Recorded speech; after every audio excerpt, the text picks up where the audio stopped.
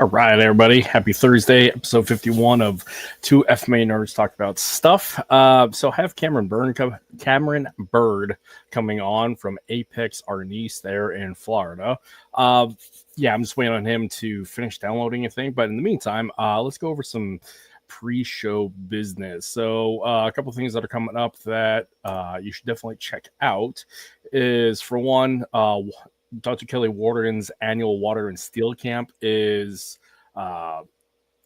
open for registration. Let me pop up that real quick.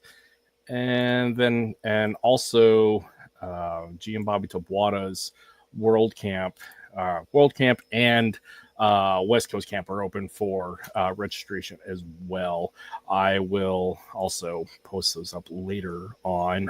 Unfortunately, I'm not going to make it to West Coast Camp this year because I'm going to World Camp Philippines, but I'll definitely be at Water and Steel. So yeah, definitely come out, check it out. It is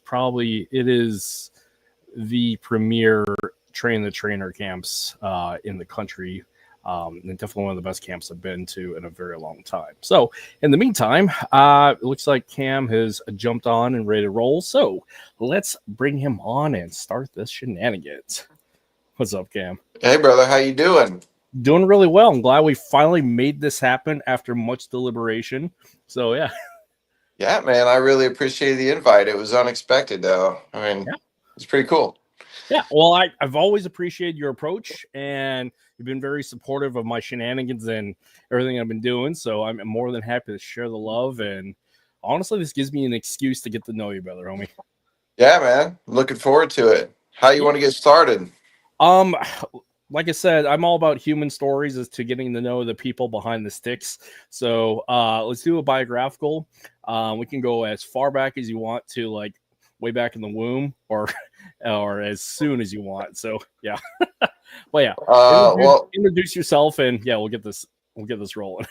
Yeah. Okay. So my name is Cameron Byrd. I own AKST, and we could go back. We won't go back too far. I don't know. It's been a while though. Maybe 14 years old. That's when I started training in karate. And are you still there? The picture changed. Yeah, I'm still here. Oh, there it is. Drop down real quick. Right on. So yeah, started training when I was 14 in Chesterfield, Indiana, with a guy named Gregory Emswiller. He was Shihan Dai to Takayuki Kubota in Gosoku Ryu karate. He actually Tak Kubota still teaches at his school out in LA, California. So everybody knows the Kubotan keychain. That was his name that was lent to that. So that's my lineage there in karate, which, Gosoku Ryu is a karate judo combination, and Shotokan lineage, obviously, with the forms and everything. So hard style. And then, let's see, that school closed down. I was 17 when that happened. So I trained there for a few years and then joined the military a couple of years later, 19. Infantry. It was in Iraq in 2008. We did convoy security there. Came back. Obviously, it was the end of 2008, and the market had crashed, so nobody was hiring. No full-time jobs. So I worked probably 5 part-time jobs to make ends meet. At that time of my life, had a new wife and a step kid, and my son on the way then. And unfortunately, my plan was to get into law enforcement, and the state of Indiana had put a hiring freeze on all police departments for 5 years. So I was halfway through a criminal justice degree at the time, and I was like, well, this is no big deal. It's what I really want to do. I'll wait it out. And I'd been doing security work for, a couple years before that, and I've done all kinds of security work. I ended up doing it for about 10 years, all said. So I did armed, I did unarmed, I did a lot of hospital security. I did loss prevention, catching shoplifters. I was fortunate enough to work for companies that had hands-on detainment policies. So I got a lot of experience doing that. And then Yeah, that ended when I was about 29. I was like, I'm done. I'm just tired of wrestling with dirty butts. And you know, I just realized like I'm not going to be able to really impact people the way I want to. I'm not going to really be able to help people because that's what I'm all about actually. So I was like, man, this just isn't it. And I was getting ready to take my last physical test. I'd already done the lie detector and stuff for Indy Metro. My uncle was on the department, and I pulled my application. I was like, I'm done, and so I got into finance after that because I wanted to learn about money. And then a few years later, I got divorced, and I was like, hey, like this is a time to reinvent myself. What am I going to do? So I went to massage therapy school, which is what I do now. I'm in my office now. Started my own business as soon as I graduated, and right after that, I mean, maybe a year after that, I got into the Filipino martial arts and started training with Grandmaster Mike Mathews and Grandmaster Bruce Chu. I know Chris really well. I know you guys are buddies, and yeah, I've just been making my way to camps and seminars and doing all that ever since, and still in the massage business as well. And I started teaching pretty much, I don't even think I'd been training FMA for a year before I actually started teaching it because um, I needed people to train with. Frankly, they just didn't have anybody around. So, in that one of the cool things about at least the way Grandmaster Bruce Chu does things. He hates it when you call him Grandmaster, so I'll just call him Bruce. Yeah, Bruce lets you teach anybody up to your level. So when I started teaching, I think I was like a level 7 or something, and you know. I taught for a year, and then I think I went to like level 5 or whatever, that kind of thing. And I realized, you learn a lot more teaching than you do just training alone. And I didn't think I would like teaching. I did it out of necessity, and turns out I really enjoy it. So I got my black belt last year, and I've got a school that I train at in Lakeland, which is Valor Martial Arts, ran by JD Lewis, and they're a Tong Sudo school, and they do jujitsu there as well, which I appreciate. And yeah, so I've been there. I've been teaching there for about a year. In fact, I think we just crossed the 1 year mark. And now I've got a couple basic instructors under me. I've got an intermediate instructor, and I've got one person that is she's level 4, so she's gearing up for like a black belt test sometime in the next year and a half, depending on how she does. So, yeah, man, that's the background. That's really cool. It's really interesting. So for one, thank you for your service as another fellow Army veteran, as Thank you, it's one brother. to another. Yeah, Yeah. uh, it's really interesting that for a lot of martial arts, and I'm just going to say military martial arts, so they're military, profession of arms, some sort of law enforcement. There's a certain point of their life, and they hit this point of enlightenment or existential crisis or whatever you want to call it, that Mm-hmm. their body, their brain, their soul is so beat up from doing the hard stuff that they want to transfer from the damage dealing to the healing aspect. So it ends up Right. being like healing their own traumas by helping others and finding somatic healing processes. I mean, we've talked about this a lot offline, and we'll definitely get into it today. But yeah, it's really interesting that I know a lot of martial artists, especially military martial arts, that Mm-hmm. go into either physical therapy, they're kinesiologists, they're massage therapists, they're counselors. I Mm-hmm. mean, it's really interesting to have that cathartic release by helping others and showing that gratitude by being that person that you can lean on. So yeah, Yeah. congratulations for hitting that as well. Because yeah, transition it is the normal path, pretty typical, I should say, of combat arms going to law enforcement or some sort of law enforcement, and then realize like, nah, I don't want to do this because Right. and just the same, like a lot of people who run security, because I mean, I did armored security as well, did site security. My guy Cooper, he does site security as well. So like security is in the wheelhouse of a lot of martial arts, especially if they come out of the military. I mean, because you have a practical experience where we're taught very efficiently how to stand, post, and observe or report. But I mean, there's for elevation and growth for an individual who wants that fulfillment. I mean, that's good for a time, like you found out. But there's so much more out there than just being a body on the line. So it's interesting. This is something that it's interesting that you pointed out, I guess, because it's something that it's a project that I'm getting ready to start, which is a blog, and really the driving idea behind that whole thing is really pretty simple. It's for whatever reason, like when I go through my history, and I think this is probably pretty typical, like you just said, is people say, well, I didn't know that I thought you were a massage therapist. I didn't know you were in the military, or I thought you were a big military guy. I didn't expect you to hold this particular view. Or I built a cabin in the woods last year, and people were like, I didn't know you could do that. When did you learn how to do that? And I didn't know you were into martial arts. I thought you were this, because everybody wants to like put you in this box in their own mind because it's convenient for them. But I've struggled a lot over the years with people saying, well, you were in the military, so you are XYZ, and you think this way, and you're rigid, and you're black and white, and you're all of these things. And, in some cases they're right, but in a lot of cases they're not.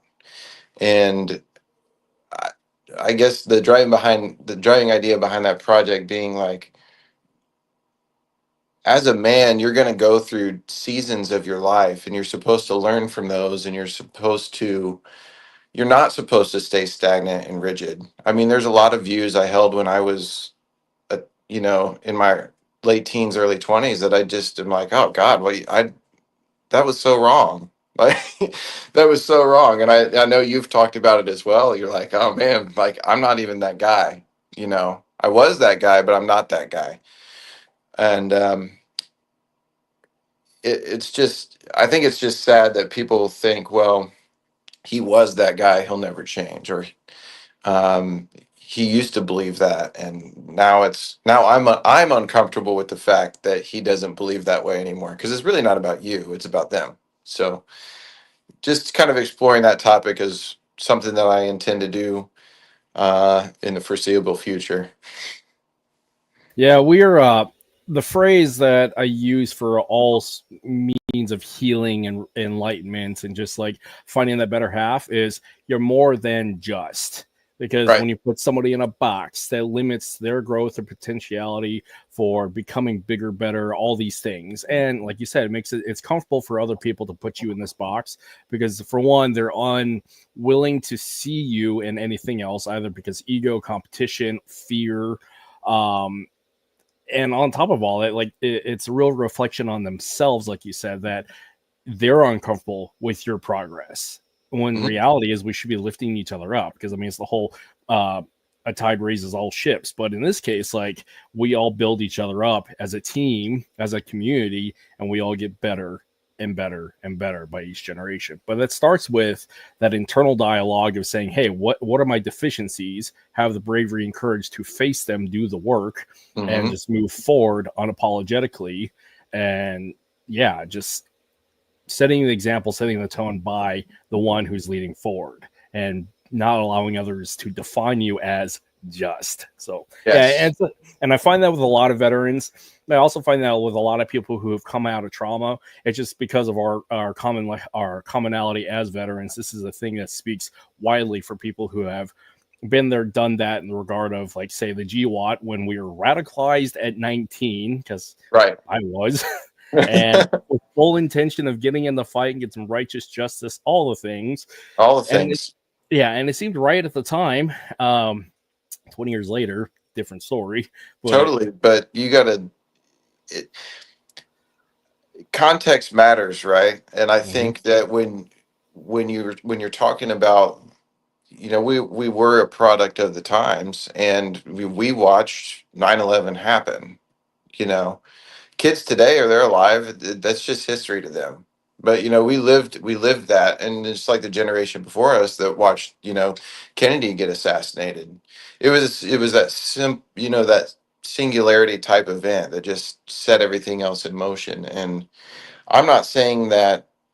uh, I'm saying it's helpful when we talk about that time to put it in context, not because it excuses our views or behavior at the time, but because when you're an impressionable, young man or woman, like, you're you're going to experience those emotions, and it's very hard, if you especially when you have adults around you that say they held those beliefs. You're like, hey, I'm right. Like, I'm right to feel this way. I'm right to want to get out there and do this thing, and whatever. And as you age, or whatever, as you get older and have more life experience and get down the path and can see the consequences of what's happened over the last 20 plus years, you realize, like, the only people that are pushing this are people that have never been there, done that. And a story. They're just, if they had, they wouldn't be beating their chests about it. And it's strange to see. It's it's still strange to me to see, grown men in their, 50s, 60s, 70s.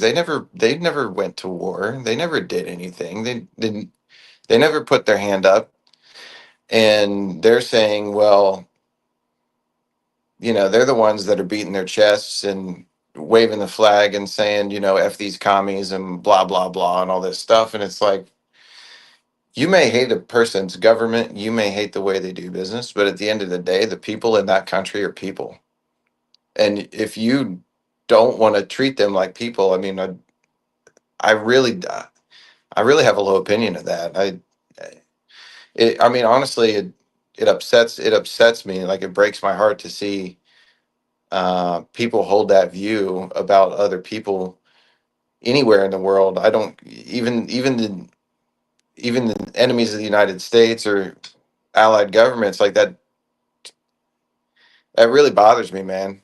I mean, you can say, screw Iran, but I've met a lot of great Iranian people. You can say screw whatever country, and I guarantee you, I've met and interacted with people from that country, and they're just people. They care about the same things that we do. They care. They just, all they want to do is provide for their families and take care of their loved ones, just like we do. And I'll it reminds me, that line in Black Hawk Down at the very end where he's like, it's just about the man next to you. It really is, and it's really like that for who we consider the enemy as well. Like, they're basically, they're your brothers and you don't even know it. I mean, the fact is, no matter where, you're somebody's son, you're somebody's brother, you're somebody's father, uncle, etc. What is the brotherhood is bloodshed, warfare. I mean, it is the currency and the valuation and sense of purpose that men have carried since the dawn of time, since societies have been developed and these warrior societies have been developed, and there's just so Mhm. much of this burden to carry that legacy. And you run into this situation when you talk about the people who've never been there, done that. It's like, these are the people who are unfulfilled, a lack of purpose, unsatisfied, unblood, and they're resentful because their lack of courage, bravery, fear, all these things, and unwillingness. But again, they end up being that old worn out man who sat on the porch wishing what was and what they could have done and almost done, but they didn't do it. And so, and this is where I find, again, that unblooded, untested, and unsatisfied man comes about, and they stay in that rigid belief system. And then they also judge others for their lack of growth moving out of that belief system. Because, I mean, if you think about it, um, approaching 40, uh, we have the conflicts. Like in my own case, I mean, we had the coup attempt in the Philippines, we had Gulf One, we had Somalia, we had Haiti, we had the drug wars and with the cartels back in the 90s. Yep. See what else we had. We had obviously the GWAT for the past 20 years. What else am I missing in there? Of course, we have the pullout of Afghanistan, we have Ukraine, and we have October 7th. So And like Syria. and Syria. I mean, we got that's 20 conflicts easily. Easily. If So you like think about it, Kurt, the United States has been at war for over half of our lives. yeah. And if you I, look back at the history, we've been at war since day one. We've had very yeah. few instances of peacetime, like 6 months maybe, of Mhm. not actively engaged in some sort of conflict somewhere in the world. Yeah. Oh, yeah. And it's interesting. The U.S. was fairly non-interventionist before. Mm-hmm. Even before World War One and World War Two. The U.S. was an economic power, but we didn't get involved in a lot of other things like we do today. Oh, we were isolationist. I mean, if you look at history, pre-Roosevelt, FDR, that is, we were Yeah. very isolationist, especially coming out of um, uh, the Civil War, Hmm. Spanish American War a little bit, but more or less because of the failure of Reconstruction and dealing with all that. The U.S. was very much like hands off. Why do we need to get involved with that? Because one, we don't want to pay for it. Right. It would be nice to. I'm not, and I'd like to say this first. I'm not an isolationist. I mean, if you take it to its extreme, you end up like Japan, and it's not great. So, but I do see, and I think most people would agree. Like, yes, we live in a fast-paced, connected world, and all those things, but we don't need to get involved in every little skirmish that pops up. It's just one, it's unsustainable. And two, as history has shown, a lot of these conflicts, they just didn't matter. They were built on, false pretenses or ideas that just turned out to be false, but people want to continue to hold on to that. And it's unfortunate. It's And unfortunate. it's deeply tribal, and it's rooted in our epigenetics or DNA, whatever you want to call it, in our culture. And this leads into, like, again, we are the product of our environment and the society that we're raised in and its traditions. And again, in the Americas, we're a war fighting society who is constantly in conflict. So the rhetoric that we're brought up with is you're a warrior, you're a winner, this is all you can be, you're not more than just this is who you are. It's Right. very class based, like literally this is your caste, not class but caste, Hmm. and this is all you're going to be. And this is where the importance of growth and enlightenment and going through that crucible of all of that to find oneself on the other end. And this is, again, like I said, I'm in congratulations of your ability to put the sword down and pick up the massage and pick up the stick. So Yeah. yeah. And So you as well, man. I mean, you as well. yeah, appreciate it. So we dove really heavy. Let's We're right out the gate. yeah, fuck Man, yeah. we just boom. We're in over Um our heads already. Alrighty, so let's tie this back to martial arts. So, like, martial arts is a patrilineal tribal learning system, and it is interesting. Like, we have these little groups, we have these little cliques, we have these little clans of like martial arts, and it's interesting to see where people start from. Because again, you start in a Japanese martial art, Mhm. and I'm assuming it's because that's what was available. Because I mean, we're about the same age, Mhm. and what was available back in the 90s and the 2000s was a lot of karate, a lot of taekwondo, and not a lot of FMA. At least, I mean, Right. there was in small areas, but like in the majority, that's what was available. That's 100%. I actually started in a Taekwondo school, and I was there for 6 months, and I loved martial arts. I knew I wanted to do martial arts, but I didn't want to compete. And um, in Taekwondo schools, typically that's what they're geared towards is competition. But Um, and I trained with a guy that he ended up going on to win tons of Taekwondo competitions. I mean, dude was a stud. He was one of my buddies in school. But I decided early on, like, this isn't the route I want to take. It didn't feel real to me. And also, I don't. I still don't see a lot of value in in rules-based competition, because you end up injured, and injured at best, and punchy at worst. I mean, like, it's dangerous. Like, and I could just see into the future on that, right? Like, you see great fighters, and just look at them when they're 60. Like, come on. But you see great martial arts masters, and there's lots of examples of this in the Japanese systems. You know, Kubota being one of them. He's in his 80s and he's still teaching. Like, the dude's a beast. And but what I'm getting at is, I wanted something I could do for the rest of my life, and I didn't want to pay the price to do it. It is like physically the physical toll. And you know, I've got spinal arthritis. I'm I'm a totally disabled vet, right? So, like, I I'm there already. If I'd have done this plus competition, I mean, God, what would I have been like? Yeah, I don't know. Would I You you'd be would like I be me. able to get out of bed? I have no clue, right? So, Yeah, I mean, competition, just like military service, is it's such a finite window, right. and your expiration date is sooner than others. And I mean, yeah, you got war fighters and you got competitors that go 20 years, but like that's 20 years out of what, 70, maybe 80 years of life.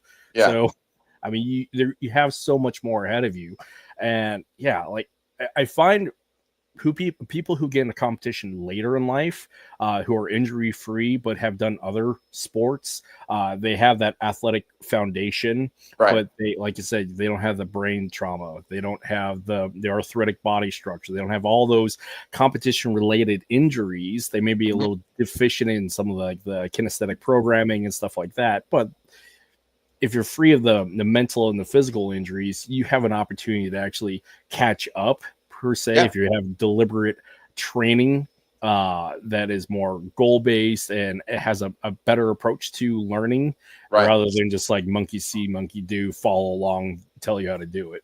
Yeah. And I don't know. I'm thankful that I didn't go that way. By the way, not knocking competition or anything like that. I mean, it's got its place. But the thing that appealed to me about Filipino martial arts specifically, and the way that Bruce teaches it, Grandmaster Chu, for those who may have just joined or whatever, but I like the Remy Presas approach to FMA and Modern Arnis, because it includes the force continuum options, and for people that this is really important, because I think a lot of people miss the boat on this. Traditional FMA and other styles, and I've worked with people of all types of FMA styles, and they all I like and appreciate all of them. Um, but when you focus on the stick, particularly in the mindset that the stick represents a blade, it's easy to miss the boat on empty hand application, and it's easy to think, well, the stick or the blade is the fight. And yeah, if you have a bladed weapon, it is the fight. No argument. No argument with that. But the chances of a blade on blade encounter are even smaller than the chances of a blade on empty hand encounter. Um, so I love the fact that you start with a weapon on day one. I love the fact that you're learning how to use a weapon, because you're doing that on day one. Anything you pick up is now a weapon, right? A lot of Filipino martial arts, like, you don't let go of that thing. But it's cool if I let it go, because the way that we train it translates, like, all the trapping, most of the stick trapping you can do it empty hand. Most of the, you know, eh, everything else pretty much translates to empty hand. Now, I've seen people say, well, double Sinwali doesn't translate to empty hand.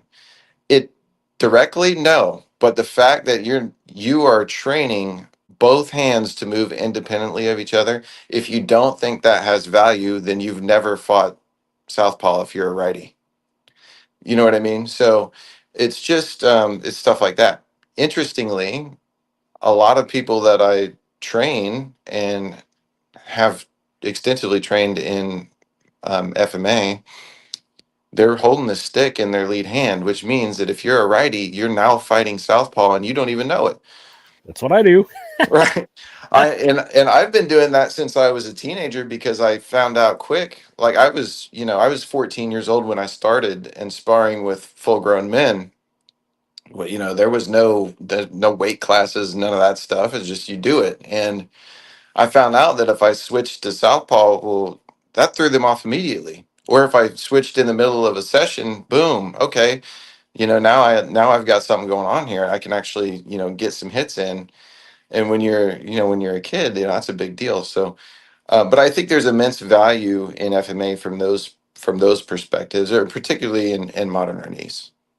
So Yeah, I don't want to speak for the entire, spectrum, right? I mean, in our FMA, as the phrase would go, but yes, underneath the guideline of what one understands and making it their own. And what I find it interesting for FMAers in trying to find, or just people in general with martial arts and trying to find Mhm. applications to any concept, is one, they're based in principles because it's been tested, proven, and repeatable. Mhm. Uh, Enough that you can find some commonalities, such as like we're limited to the physical capabilities of the human frame. We don't have tails, we don't have horns, our arms don't articulate a certain way, so we can only do X amount of things. Was said that, so that's a principle. The concepts though of like how do we get this to there and do this with that, I mean, that leads up to like interpretation of creativity and physical capability. Mhm. And then the last part of it is what's the goal in mind? And this is the part again about the higher processes of learning is when you have a problem set and what's the goal, and you try to find that path that's uniquely yours within certain Right. set of rules. Right. Um, it ends up being deeply yours, and it creates more of an opportunity to like have better sets of uh learning and benchmarks for you that you Mhm. can put in the context of like, oh, I see that, I've seen this before, I've done this before, I kind of get it. Because Exactly. when you have the baseline instruction of like, I'm going to tell you how to do this, this is the standard, do it this way without question, that's a very basic level of understanding and learning. I mean, it's like how we were Right. taught in the military of like, you will do it this way because I told you to do it this way.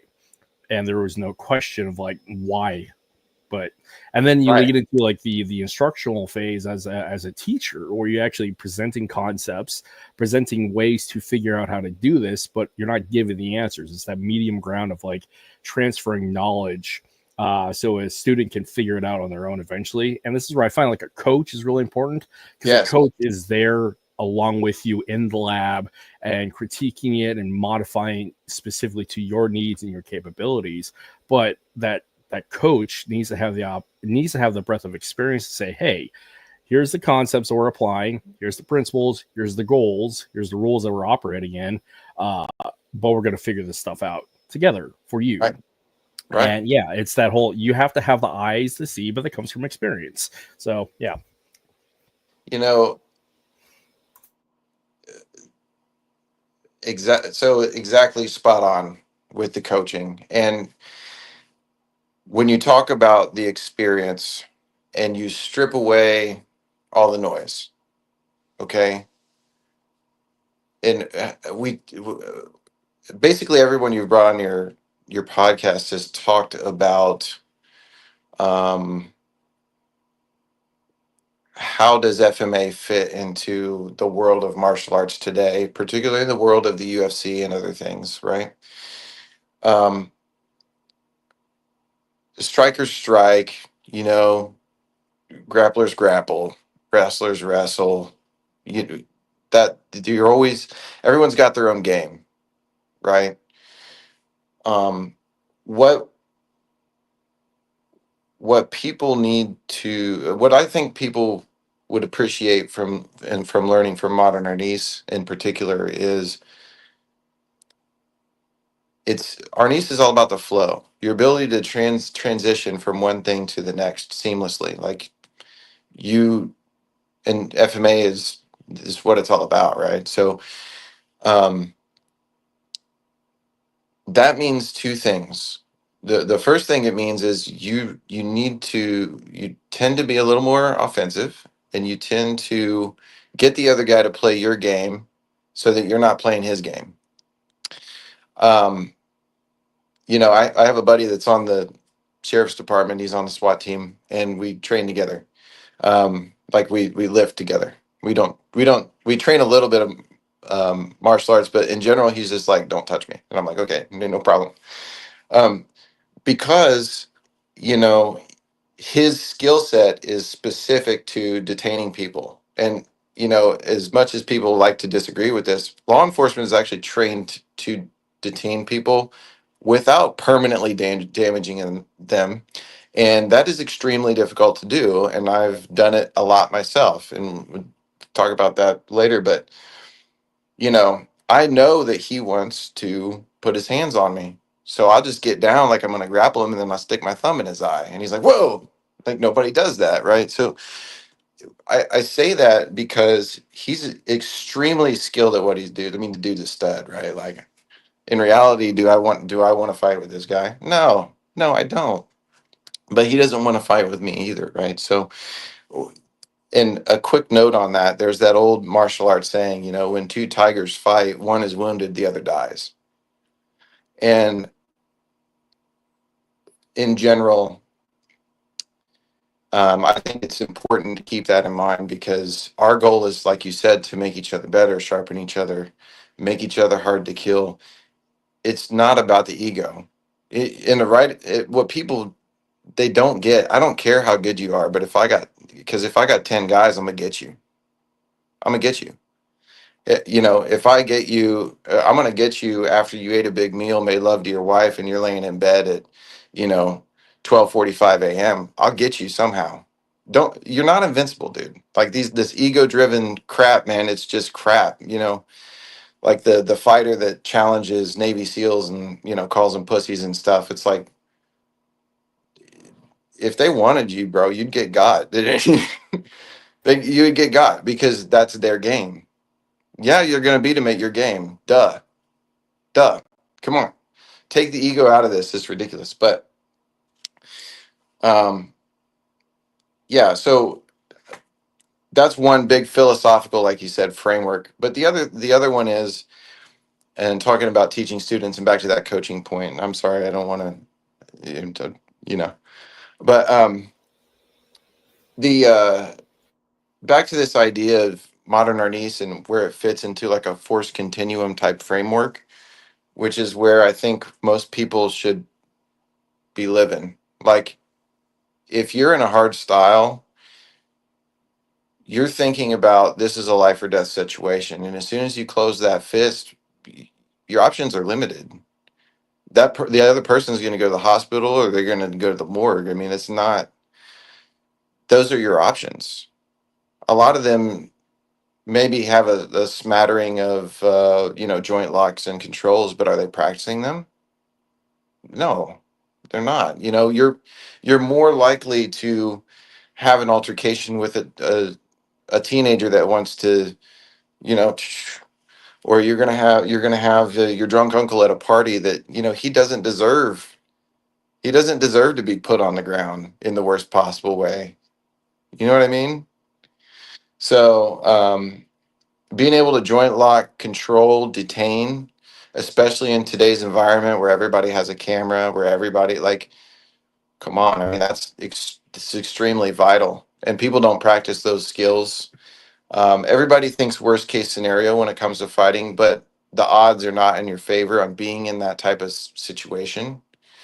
And obviously, good martial artists that are in striking arts know that. I mean, I'm not knocking, I'm not knocking it. I train it, yeah. But we have to look beyond this ego-driven type. I can kick your ass kind of bullshit because that's all it is. It's like, no, I'm trying to be an asset to the community too. I'm trying to be I'm trying to deal fairly and equitably with people, and if I can do so in a safe manner, even when they don't necessarily deserve it, I need to do that. And that's how, I mean, law enforcement operates under that principle all the time. That person's not even guilty in the United States. They're innocent. Do you have to treat them like that? Yeah, I mean, it's going back to the whole experience part where the buzzword, of course, is situational awareness. But what does that really mean? Right. Situational awareness, there's the doctrine, there's lip service to it, but reality is situational awareness is the ability to Hmm. recognize danger, see to recognize threat, see to recognize a bad situation, and where you see that applied in martial arts, specifically with competition. Boxers are phenomenal. Combat sports athletes are great at this because it's particular to their game, but they're used to picking up on the physical cues of what they and pattern recognition of Hmm. they can see an attack coming in, and this is where it's so important. And I agree with Guru Turu Belton Lubis about this. Is like holding pads actually is you learn how to box better by learning how to pads. You have to be such a higher level Hmm. of your athlete to hold pads because you're able to see, not anticipate, but you can see. You only anticipate because you recognize the patterns, but Hmm.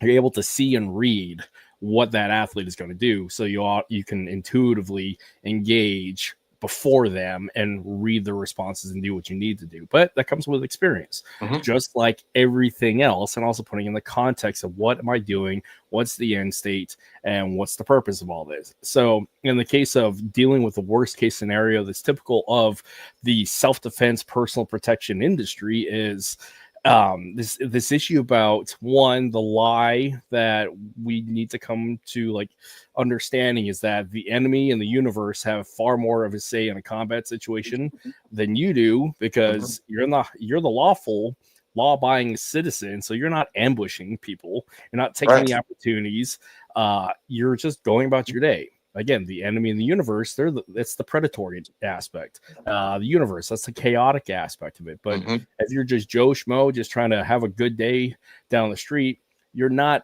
looking at how do I ambush this guy because I want to rob them. Because hopefully you're not a criminal.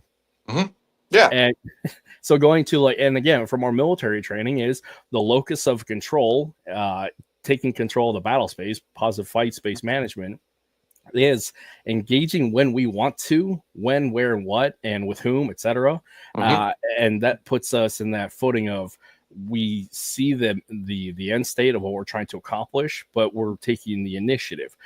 That can be applied in part as a civilian trying to look at self-defense and personal protection, but we're not being predators going Right. after potential targets. So we're constantly in a reactionary phase if it's hands-on, but where it's preparatory is all that work ahead of time to be able to see and recognize and to avoid situations where physical altercations may occur. And this is where I've stated a lot of times that if I'm going hands-on, and especially if I'm going hands-on with FMA, I'm already Hmm. wrong, and things have incredibly gone beyond my it's gone beyond what I want 100%. to do. So, uh, Yeah. so with that, again, the mindset and putting it into like what is the actual reasons why we train and looking beyond just like, hey, I'm just doing this because I want to go immediately to the kill. Like, nah, that's not what we should be teaching. It's not what we should be training. Well, a lot of, well, okay, unpopular opinion, but we'll get to that, my unpopular opinion in just a sec. But what you're saying is you win every fight you're not in, right? And that's something that I try to stress, because it doesn't even matter if you're right. Like, we have a human condition that where we feel like we have to set the record straight, and there's a time and a place to set the record straight.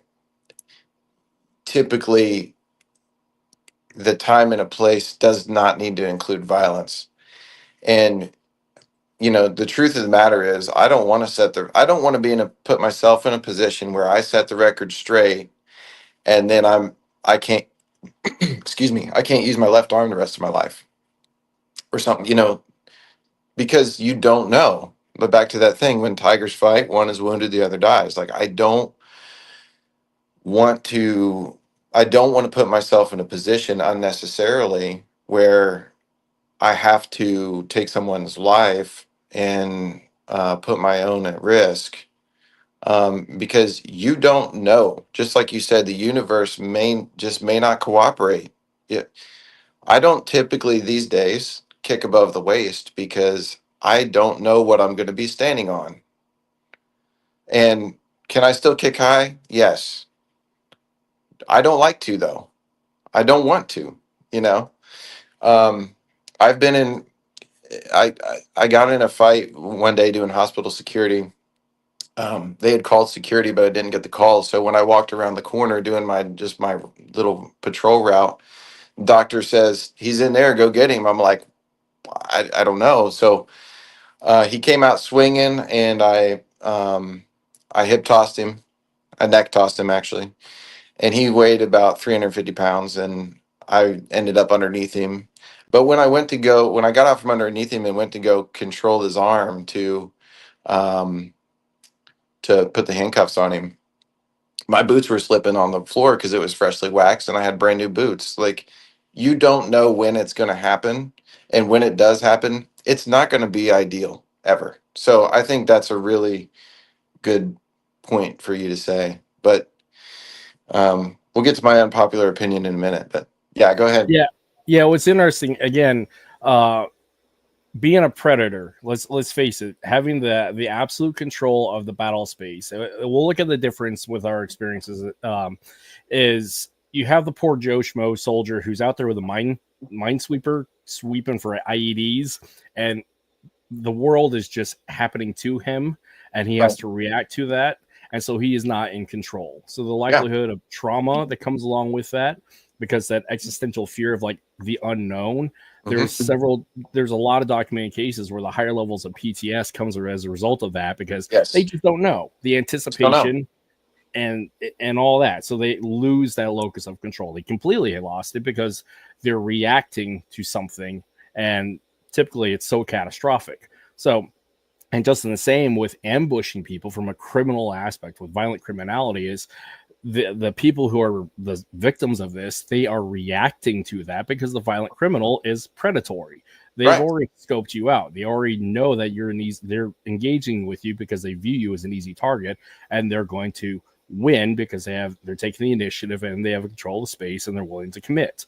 The Right. same when one is attacking a target, going on the assault, Mhm. from in a military standpoint, is you come to bear with all the assets, all the toys, all the tools, all the intelligence, all the things, and you engage when and where and what and with whom, Mhm. and you're in charge. You are dictating the tempo, and you have absolute control, or not absolute, but you have the locus of control. But that is that aspect of, in the framework of this individual, where it doesn't translate to civilian usage, is predatory. It's Right. a intentional predatory that's accepted, but as a civilian, like, that doesn't translate very well. Like, the Right. awareness of it is important to put in the mind frame of like accepting that like the universe and the enemy is just going to probably, or is going to have the upper hand. So I have to be up on my capability to see and recognize and just be aware, and also be humble enough and not to have the ego of like trying to push out and puff up and look for fights, because Right. they'll find me. So Yeah. I mean, I have spoken with a couple guys in special forces, and they asked me, what I did in Iraq, and I'm like, I did convoy security, and they're like, it was unfathomable to them. They're like, that's the worst job because you can't dictate variables. Period. I mean, there were certain things that we could control, and we did certainly. Um, but I was part of the scout element, so we would push ahead of the rest of the convoy and look for IEDs. That was route my job. reconnaissance, let's That's go. was Yeah, yeah, that was my job. So when you are in those types of environments, you got to be sharp, and you never. It's like you said, you never can shake. This is back to the post traumatic stress conversation. You never your body can't shake, your physiology can't shake having to go into the unknown every single day and just do the thing. And I didn't think about it when I was there. I didn't care whether I lived or died. I really didn't. But when I came back is when, the chickens come home to roost, as you know. So, but those are really good points. Those are really good points. Yeah, and this is where I find the importance for martial arts, and specifically because FMA, and in particular because we deal with weapons, Hmm. and we tend to play with the offensive side of weapons, and tend to educate people and romanticize it in some cases, some people. But this Right. emphasis of going to a tool, and a tool's immediately is lethality, Hmm. no matter what it is. If Pretty you go much. to, Yeah. yeah, it's a lethal force engagement. So Hmm. the risk that we run into is, as instructors and as practitioners, is like, we don't need to go to that immediate high level of violence every time. And this is where the importance of like putting in the perspective of like Hmm. what could be the worst case scenario based upon the experiences of ourselves or instructors. And this is what keeps us in that more peaceful mindset of I could do this. I have the option, but I'm choosing not to do it because I recognized in myself the situation and the other person of what could be. That's that whole precognitive, Yes. um, prescient type thing. Like, I've seen this before. I don't want to do that, so I'm Right. not going to do it. Yeah. And, I don't know if I'm the only, I don't know if I'm the only FMA guy that doesn't carry a knife, but I'm one of the few. I just don't. I have I? Yeah. Am I opposed to it? No. Do I sometimes? Sure, but not that often. I don't. I mean, That's just me. I It's carry a just me. knife. I have two rules with it. One, I carry a knife that's a tool. Yeah. I have carried a version of this knife for 20 years because I Hmm. like it, but I can't tell you how many boxes that I have killed with this thing. Yeah, I It is kill a lot of boxes. exactly, but Right. it's a tool. I mean, I could do stuff with this if I really wanted, but I could also do it with a pointy stick or a marker, whatever. But Right. this is I'm not intending to fight with this. I'm intending to cut stuff. Right. But if I am going to carry a fighting knife, I'm already carrying kit and caboodle. That means that I'm already choosing to be at that level of force. So, Right. Right. and those situations are few and far between. So, like, am I going to strap up in full Batman belt every day? Yeah, Right. not really. Right. It's just the appropriateness for the situation and what you're likely to face any given day. Um, you know, I think you've talked about. I know you've talked about this, where a lot of videos where you're just practicing a draw and stab or a draw and cut, and I know you've done those videos, and you're exploring with the motions, and I think that's awesome. Um, but the idea of you being in of a person, not you, but a person being in a situation where that would be even remotely an appropriate response, like the odds of that are almost zero. Yep. They're never zero, No, but but think about it, they're 99.3% that'll never happen to you. I have 40-year-old me here in my little dinky ass town of 5,000 people at the end of the road in Homer, Alaska. The likelihood of me having to Right. do the dynamic covert knife draw, dicked, Right.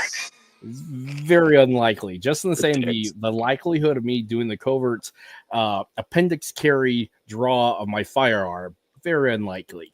Do I Right. train it? Sure. My Yeah. reasons why are mine, but I'm not intending to do that Yeah. because I'm looking for a fight.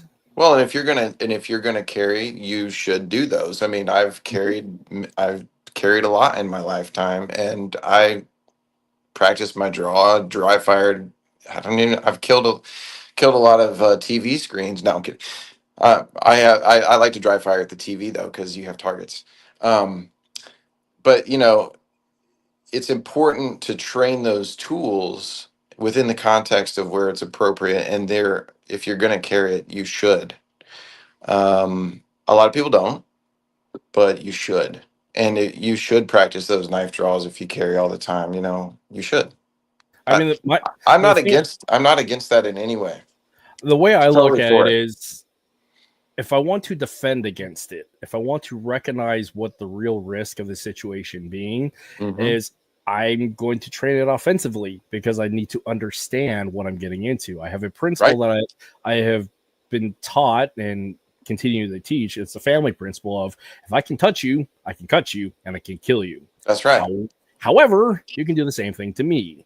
So this is requisite of me to train the offensive aspect to understand not just the physical draw strokes and the mechanical aspect, but I have to also train the mentality. And this is where the criminal creativity comes into play of, put yourself in the mindset devoid of the morality, but what is the intention of a predator trying Right. to do predatory violent things? How would I set up this situation so I can do this, Mm-hmm. so I can win? And again, back to locus of control, positive fight space management, the initiative, those principles there.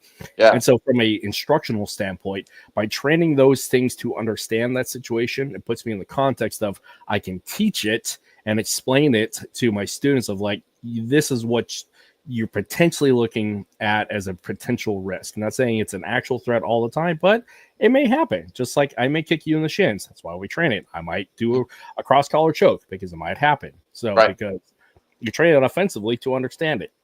And this is where I find for like law enforcement, because I have done, and I train with a lot of law enforcement at our local jujitsu gym, and Mm. sharing some stuff with them. It's like, it's really eye opening for them because they don't have the experience of this because Right. they've never come across it. And it's really, and I find it by showing them the offensive stuff, like this could be here. So let's adjust the mind frame.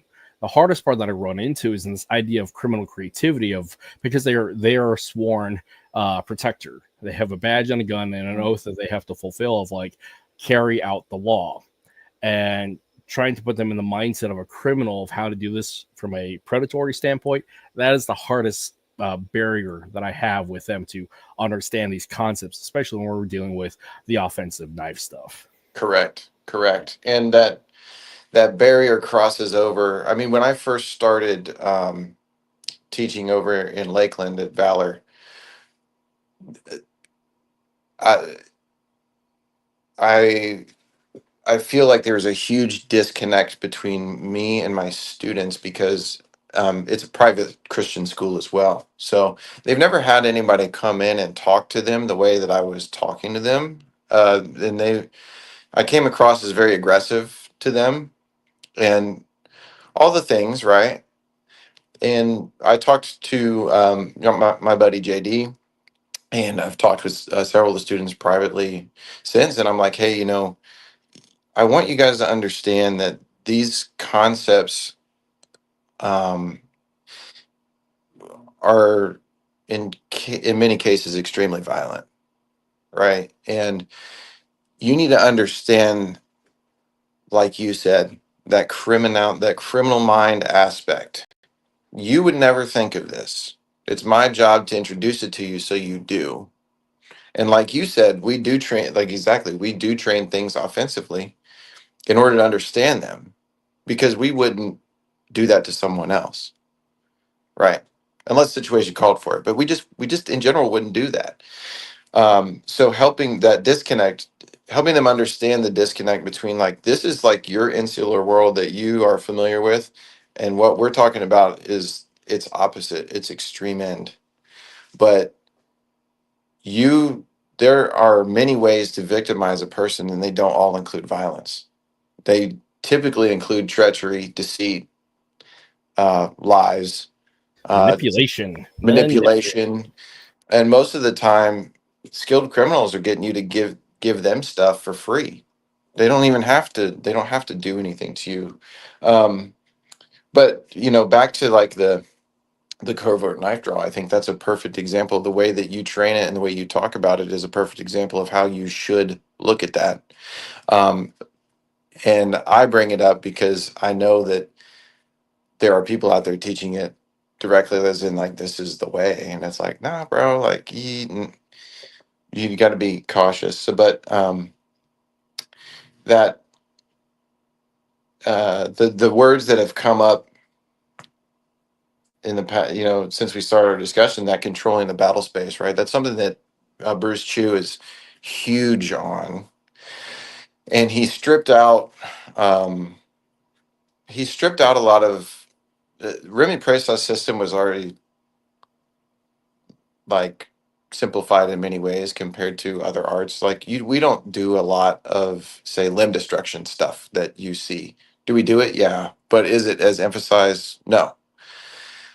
Bruce has taken a lot of these, just he's really just distilled it down to basic principles, and he applied them directly to law enforcement because he used to do it, and he teaches that way to military and law enforcement personnel. And this idea of controlling the battle space and dictating the opponent's next move is what I love about Modern Arnis and the way that we practice it. Because, for example, I know in a we'll just go stick, one stick versus one stick. If I throw a forehand strike with my right hand and you block it, you can only really counter from one side. I'm dictating your move, and if you don't do FMA, you don't even know that, right? If I put a hand up like this towards the side of your face, instinctively you're going to reach out and touch it. My goal is to get you to touch it. If you don't touch it, I hit you. If you do touch it, I got you. So that's what I love about just the ability to flow from one technique to the next, and really exercise the art in a way that allows you to deal, like you said, at an appropriate level of force in the force continuum. If they're at a 3, I should probably be at a 4. I should not be at an 8. um, And what I've found in doing this in real life is you need to be able to emotionally regulate yourself along that force continuum as well. And what I mean by that, I'll give you an example. I went out to stop a shoplifter one day and chased him out, and he was about 8 or 9 steps from me, and he reached around like this and he put his hand in his pocket. That's bad, especially at that distance. It's real bad. And he said to me, he said, "Take one more step and I'll mace you. I'll spray you." And I said, "Do it." And he hesitated just long enough, and I went and grabbed him because I knew he didn't have it, right? And I went, took him down. I had him cuffed in about 3 seconds, took him in the office. I put him up against the wall. I'm not being nice, right? And he goes, "Whoa, whoa, whoa, bro, why are you being so mean?" I said, "I don't know what you got. You just said you were going to spray me." "I don't have it. I don't have it." I said, "Okay." So I finished searching him. I set him down. And I was like, "We're cool now, right?" And he goes, "Yeah, we cool, we cool." I said, "Okay." So I was immediately able to take it from, okay, this level of force down to, okay, now we're just having 2 guys having a conversation because you're detained and I'm safe. Um, that's really hard to do. And that's hard to do if you're not getting constant exposure to situations where your heart rate's jacked, your nerves are going, you got so much adrenaline pumping that you can't even feel your hands. That's hard to it's hard to do. You need pressure. You need consistent pressure. You need to keep grinding away at the axe, and also you need to keep swinging that axe. Yeah, So, 1000%. And then you get to the point which isn't really necessarily good from maybe a human physiology standpoint, but they've tested this has been studied. If you are regularly in high stress situations, you no longer get the super high elevated heart rate. Your blood pressure doesn't spike. Your mind isn't going 1,000 different directions at once. Actually, the opposite happens. Your blood pressure drops. Your heart rate normalizes. Your focus goes from this to this, and you just do it. And it's cool that our bodies can do that. Um, but it's also, that's the level of, when you're operating at that level, that's when trauma happens, because those are real life situations. So there's the trade-off for that ability, which is really a human superpower. You're trading chunks of your mental health at that point. And I don't think people realize that. I mean, it's the risk reward of what's the goal here, because at from a mental health standpoint, at the end of all those traumatic experiences, one becomes resilient, confident, capable, and they have a beautiful tapestry of what makes up them. That makes them very unique and interesting. But it came at a lot of pain, Hmm. and being able to process through that to get to that enlightened state, that took some work. Now, just the same from a physiological standpoint, as a martial artist, as an athlete, as a warrior, etc., people who go do dangerous things and physically difficult stuff, again, to build confidence, capability, resiliency, one must go through difficult things where the risk of injury is high, or intentional injury is part of the game. It's part of the Yeah. deal. Go get punched in the face to understand that your face is not a blocking surface. We go get strangled on a regular basis, so we understand how not to get strangled. And the result of that, you're going to get dinged up. But you Yeah. also have the breadth of experience and language to understand that, oh, I've been here, done that before. This isn't so bad. This is an ouchie. I'm actually hurt. I'm afraid of this because because something may happen. I'm Right. apprehensive. Like, you have this whole understanding of like the different things of categorizing of what is actually a problem here, what is going to actually lead to long-term problems, or is just I'm uncomfortable and I can push through. But that it Yeah. requires you to go get punched in the face, go do heavy stuff, go do the things, but it makes you resilient, capable, and confident in the end of all that. Yeah. Yeah. My wife and I talk about this in reference to our raising our kids is we want them to be traumatized just enough. She's my wife. I love her to death. I mean, she's been through hell in her life, and a lot of that was in the army as well. And we want our kids to live their life and get into a little bit of trouble and get burn their hand on the stove sometimes. But we also don't want them to have to go through all of the things that we went through to get this same experience. It's just like you want them. You need that controlled. We'll call it controlled trauma. I don't know the best way to say it, but you want them to be traumatized just enough to stay away. Like you want them to learn not the hard way, but like just enough to say, I shouldn't do that.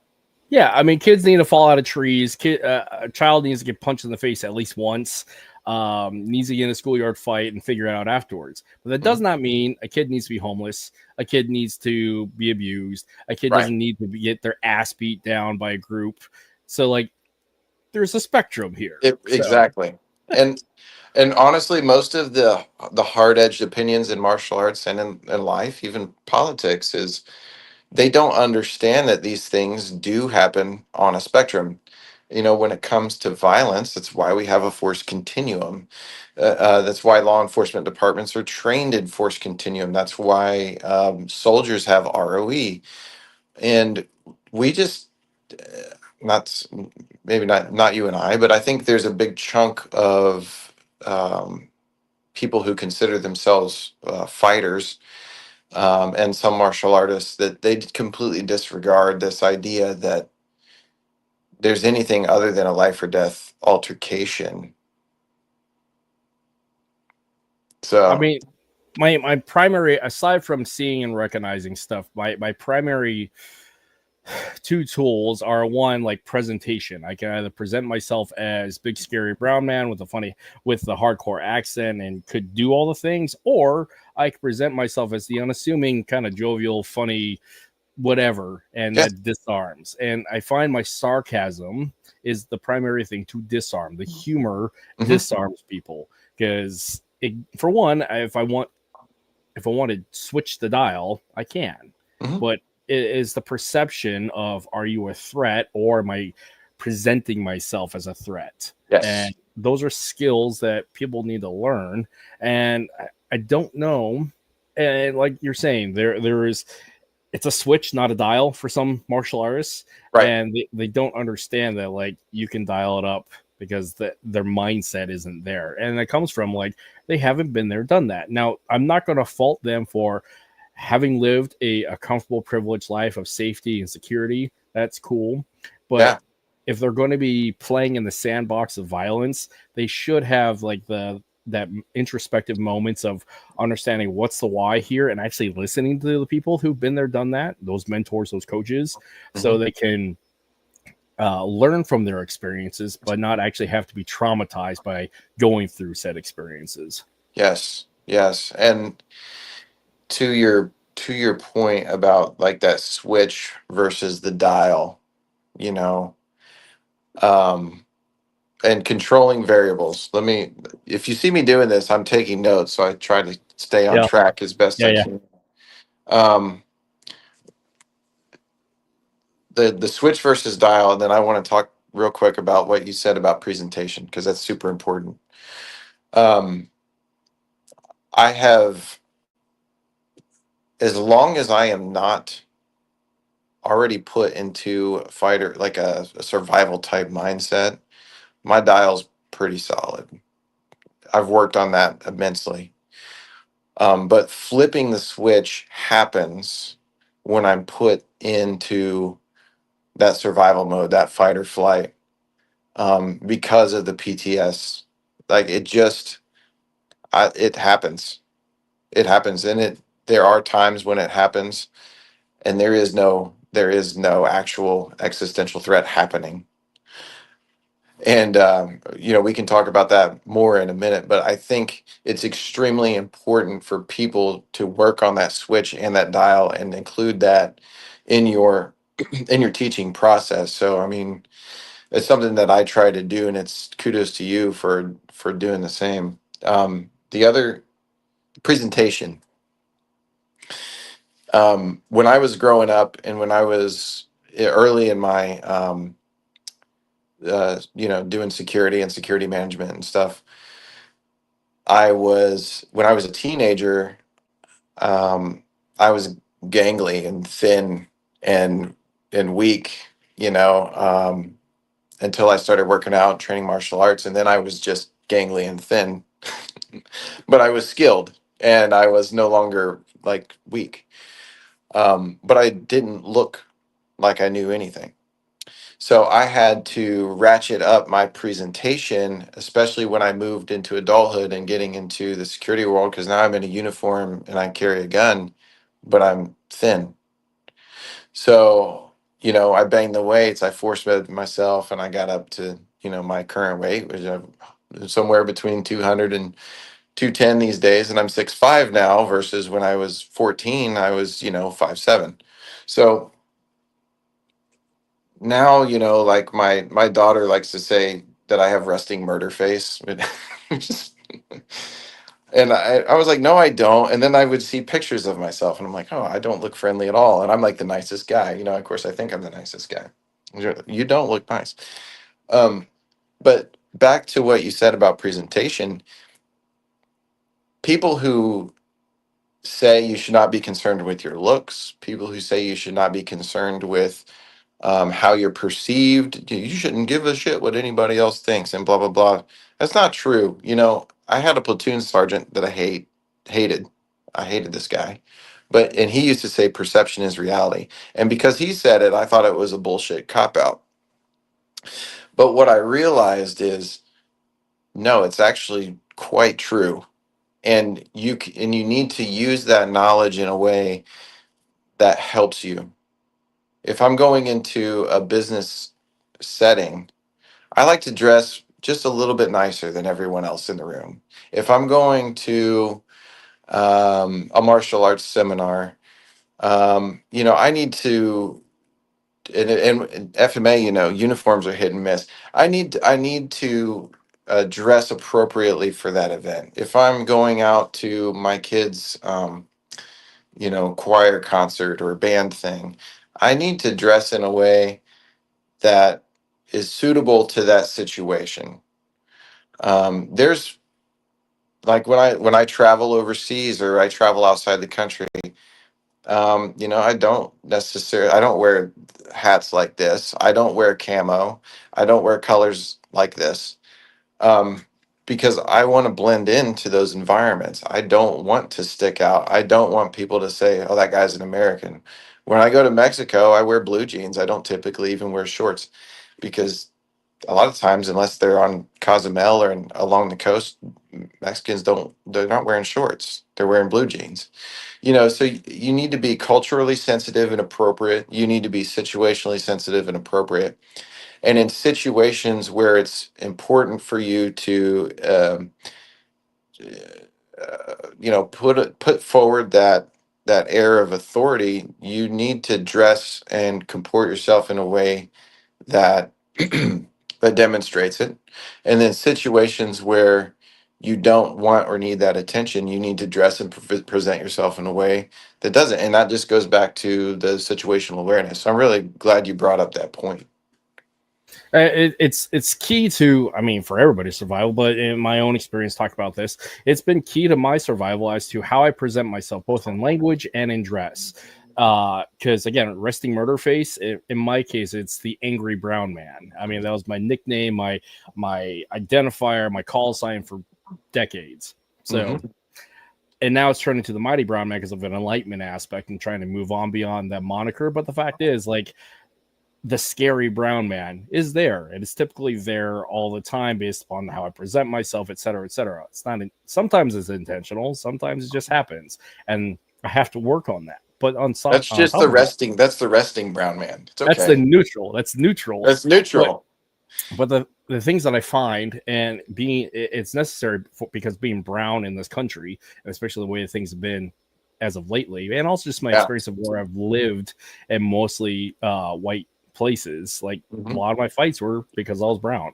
So this is where that presentation of, for one, code switching is an absolute necessity to, and especially in the military, because I had to code switch to a language that everybody understood, right? Because we've all had that one Sergeant or Joe who talks in a funny accent that you can't clearly communicate intent, purpose, mission, et cetera, or they're just obnoxious. So everybody adopts a neutral tone so we can have clear, concise instructions, orders, etc.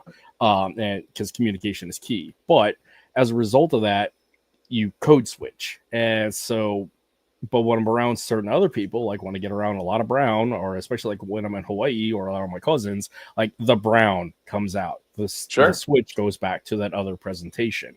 But the problem that runs into is like when it's not appropriate and it just comes out, just like the resting angry brown man face, like when it doesn't come out, that is a problem for myself, and everybody has to deal with it. And this is the case for a lot of martial artists, especially within our field of FMA, where we're dealing with stabby, pokey, murder stuff, is that presentation of how we're looking like. Because being security and the way we were trained is like, that guy's got a gun. It's that the look and see what kind of game of like, we're going to see who's got a gun in the crowd, and how to read and watch and present themselves and all those things. So as martial artists, especially like I said, in our field, we have to be cognizant of like what we're presenting and what we're profiling out there, and like we're making it look like we got this big ass knife shoved down our pants. Like having to be so aware of that in our presentation it's crucial, because again, perception is reality, and this is where like in the animal kingdom, again, if it looks dangerous, it probably is. It's either got venom, it's got teeth, etc. Right. The same thing when you go to court, and that's why I talk to things there. Just because of my physical stature, I cannot and would not get away with things that my teenage daughter would get away with. It's just so there's a, like it or not, there's that responsibility. There's that responsibility. I like what you're talking about with that, just switching. A lot of people think this is some of this is kind of the root of issues too, is like people think that you are going to be the version, and back to what we were talking about earlier, you're going to be this version of that they think you should be all the time. And the truth is, it's not possible. If I'm working in an inner city school, I will behave differently because it's a different environment. has nothing to do with the color of people's skin, but what it does have to do with is what's appropriate for the culture, you know? Um, and when you start talking about, race, things get sticky really quick, especially the way things have been politically. Um, and people think, well, Cam, you're just a white guy. You've never dealt with racism. Well, that's not true. It's just, I mean, I've literally been hands on with people, people of color, and I've had people stop and say, "You leave that black boy alone." Well, I'm sorry, but he stole from my establishment. This is my job. I would have preferred it been a white kid. I promise you, I would have preferred it because I don't want trouble like this. But here we are, and I'm doing my job, and you need to stay in your lane because I'm not going to purposely victimize someone or target someone because of the color of their skin.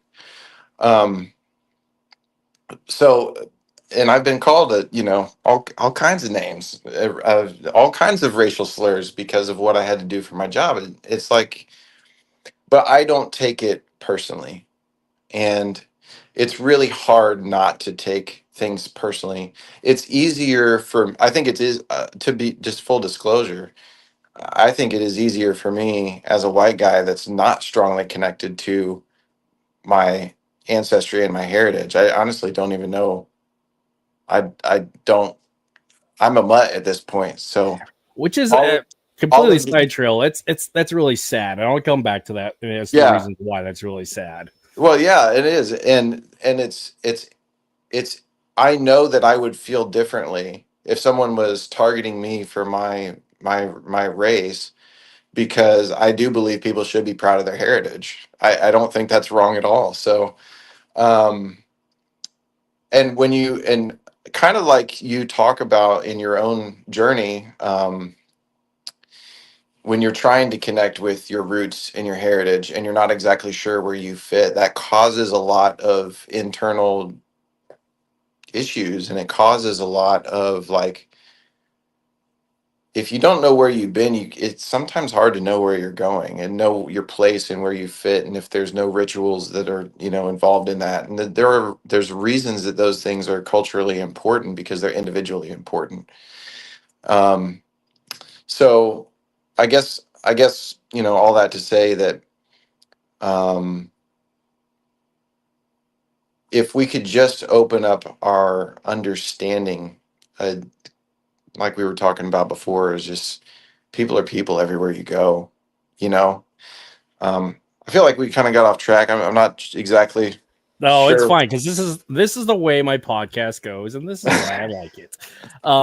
Everybody gets to join in this wonderful meandering journey of us just bullshitting. So, and this is more for me. Everybody gets to watch it. So, yeah. Anyway, so like a couple of things or three things in there. I mean, we're different men every day to different people. We just Yeah, are. yeah, It is literally impossible because the relationships that we have with each person is unique and special to you and that person. right, So right. that just happens. People And need to it's not understand. wrong. It's No, not it's not. wrong. And in fact, I think that we should value that in other Mhm. people. Like, I value that you teach the way that you teach. I value the way that the content that you put out, the way you present it, and I know that it's unique to you and your perspective. And I'm glad that you have those different perspectives. I'm glad that you've had those different experiences, even the not so positive ones. And I would hope that people would recognize that in me. And because I hope that people would recognize in me that even the negative things, even the not so honorable things that I've done, even the really terrible opinions I've held in the past, um, I do hope that people will see that those shaped who I am today and understand that even when I held those opinions, my intentions were good. But the road to hell is paved with good intentions. But anyway, you were only on number one of three, so I Oh yeah. apologize. So I mean, this will be four with it, but yeah, to grow is to experience. And my obligatory Dune quote is stagnation is death and leads to total obliteration. People need to understand that in this totality, because we cannot be the same as what we were, because if we were, we failed. We failed our whole purpose here as whatever we are in this point of existence, at this level of existence, whole other thing. Anyway, so like presentation, from the self-defense, personal protection standpoint, the way we present ourselves as fathers, for one, we need to present ourselves as physically capable of violence and willing to do violence. If we want to convert ourselves as protectors, we need to look the part and act the part and actually flip the switch when necessary. Just in the case of the military, if that looked like a soft target, we're probably going to go after it. If we look like a soft target because we've lowered our aggressive posture, guess what? The shit's going to come to us. Right. So again, maintaining the battle space is based upon taking the initiative of, I'm taking the initiative to look like a hard target, to look like I am an asset, not a liability. You know, in the case of our children, that is absolutely necessary and the responsibility as we have as protectors. And now that's just men. I mean, it's as parents, that's our job to protect 100%. And that's been well studied. You know, terrorists go for soft targets, and so do criminals. Period. They're not going. The likelihood of victimization goes way down if you're presenting yourself appropriately. We had a route that we traveled all the time in Iraq. As an example, we would find IEDs on this route. Most of them were not intended for us. Most of them were intended for 3rd ACR because they got their asses handed to them on that route. And the route eventually went black and we couldn't drive down it anymore. That was our bread and butter route. We used it all the time. So I would like to think that it was because of the way we comported ourselves while we were traveling through. It also didn't hurt that we found like a 500-pounder one day and we blew it up on the village side of the road as it like, don't do this again. But, you know, that posture means so much, so much. Anyway, sorry, continue. Yeah, number 3 of all this, talk about like presentation and cultural heritage and pride of it, or I find it really sad because a big part of this podcast that from the research standpoint for my degree is this issue about preservation, living, and creating new culture as way for Filipinos or other indigenous peoples who've been colonized and conquered, trying to reconnect to those pre-colonial indigenous institutions and belief systems. So as a result of it, cultural pride is a big part of it. That revitalization of culture is a big part of it. And it's okay for us to do that. But why is not okay for those who were the colonizers, white people in America? Why is it not okay for them to do it? Because I find that really sad for the lack of American culture. I mean, American culture is its own culture, but it's disconnected from its ethnic culture prior to immigration. Because I look at my own family, so my family's mixed, and so I'm first generation Filipino. Immigrated as I was adopted, so like I am 100% of the land and the people, disconnected because etc. But for the case of my wife and her family, they've been Americans since the 1860s, and they immigrated from Germany with that third major migration of Germans to the Americas, and they helped settle out the West. Right. And so they've been 5 generations removed from what it is to be German. So I look at the aspect of this exuberance and excitement that I have for my own children of, hey, we're Filipino, but you're also German. But they don't have like... But you're also American. You're also American. But the thing I look at and trying to be respectful of, if they want to pursue that German side of them, that Caucasian side of them, I have to be aware of that. I have to be respectful of that, and I have to embrace it and encourage it, which I do. But I find it sad in a lot of ways that they can't, or Caucasians can't in this country, because the perception of it being hyper nationalistic, racist, and all those other things. So I really wonder how people navigate that in this space that we are today, and if there is any answers to do so. I can tell you my answer. And because it's maybe too simplistic, but my answer is this. I literally just take what I like, as far as I take it, what kind of person do I want to be? And then cultures that embrace those principles, um, I just try to live with those principles, you know.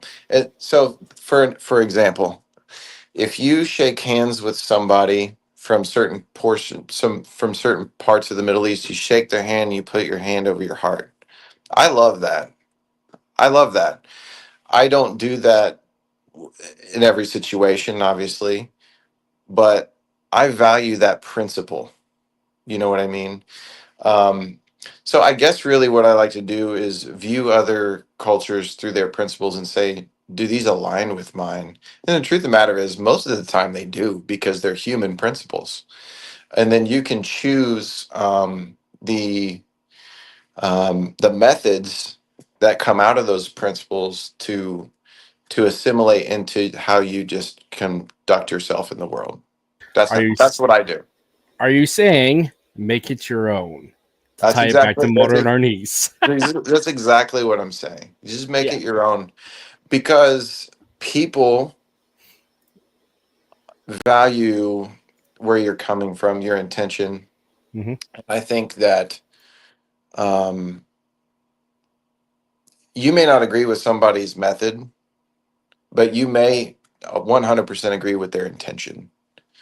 And is so I think that if most of the time, if you're, unless you're dealing with even if you're dealing with overt racism, I've found that if you can get that person to talk to you, you probably have more in common with that person than you would maybe even like to admit, because their intention is maybe even pure, but their method was just completely, it misses the mark. You know what I mean? Yeah, to break down the barriers of prejudice and resentment and fear, one must educate themselves, and that comes often by having time to share a story, get to know the person. Like Right. telling stories is how we break down those walls, but we have to have the presence of mind, courage, humility, and willingness to take the risk of like we're going to sit here and process through the story and Mhm. not be hijacked by that fear emotional response and just like let's just sit here and talk about it. Because, like, again, some of the most deeply human things you find is finding out this is your enemy, but actually come to find out, guess what? They were a son to somebody. They loved their dog. Mhm. They did this, that, and the other. I mean, there's a great example. I mean, it's a terrible example, but it's a great example that was a popular video of the human respect between warriors. So Mhm. Ukraine war. There was that very awful video of the Ukrainian and the Russian soldier getting in a real time knife fight in combat. And you saw them figure this shit out on the fly. And they were doing all the things of like the good, the bad, but like it was a legit knife fight. And there was a point, if you watch the video all the way through, because it's a long, awful video, but there's a point where they both kind of just give up because that's just they're at that point of they cannot go any further because Mhm. they're dying. And at one point, if you read the translations, the Ukrainian soldiers like just kill me, and the Russian soldiers giving him some honor and respect for the valor of that situation. Mhm. And so he does. And then you find out in another video, the interview of this Russian soldier of like, he felt bad. He was just trying to do his job. He fought for his country, his beliefs. He was a brother in arms. He gave respect to this person. I mean, again, human. It's a very deeply human experience that they're shared together, but you still find that respect for the enemy at the other side because you can, Mhm. if you're in that presence of mind to do so and willing to do so. Right. So Yeah. it's on, Those it's on yeah. those are so hard to, they're just hard to watch. And I mean, I think that's what we talked about at the very beginning of this podcast, is just having that respect for human life, respect for the fact that, you know, if you're fighting, if you're on opposite sides in a war, you're both fighting for the same thing. It's just a different country. Yeah. And most of the time, it's your leaders that have the issue. It's not you guys. I I mean, your brothers in arms, just of a different flag. It's it. That's it. That's it. It's all about the man next to you, right? Because that's all he's doing. A lot of times, you think you want to kick indoors and shoot people in the face. I mean, that's what it starts out as, but then it becomes, well, that wasn't necessary. It was never necessary. And this is where I find, and this it's been brought up in other podcasts because there's a million veteran podcasts out there. Go figure, with 20 fucking years of war, but Right. there's a lot of trauma being processed and a lot of great work being done as a result of it, like the change in the culture, the acceptance of it, and all these things that have occurred for us to have the space to talk about this. Because I know with my father's generation, definitely my grandfather's generation, and most certainly my great grandfather's generation, they could not do this, but we Right. required for their blood, their sacrifice on all those bodies to get to the point where we are here today. But my point with all this is, what I find very common is those who have dealt with a lot of violence, who have extreme levels of violent capability, experience, and just involvement, can be, if they're not a sociopath, to have incredible capability of empathy. Mhm. They have such a love for human life, and they have such a reverence for it, because they know by their own hand and experience that human life is so easy to extinguish. As resilient as we are in potentiality, it is so easy to snuff out that bit of brightness in the universe. And so taking that accountability and responsibility of making sure that we don't go to that switch, have the dial, part of that process is the empathy of, yeah, I could do that, but at what cost? And that is, I find, a basis of morality that is often missed in the quick 1.5 minute video of doing the stabby without context. Right. Yeah. The context matters. So there, I think you had a fourth point. I think we only got three. Oh Do you no, I remember? did the fourth point. I did the Oh, fourth. okay. Yeah, because I rolled in with the fourth and into the third. Okay. So All right. I just yeah, wanted to make sure because yeah, it's important. I think it's important for people to hear this side of not just martial arts but violence in general because I take a lot of issue with, well, we talked about this a little bit. I don't post more videos in Modern Arnis strictly because I just don't want to deal with comments from from people that are ignorant, that don't know. It's not their fault, but it's hard for me not to take it personally because I've been there, and it's just like you just don't know what you're talking about. You don't know. Um, People think that the UFC is real. The UFC has a lot of reality behind it, but the UFC also has rules. And anytime you introduce rules to a game, rules to a training environment, you confine yourself within the framework of those rules.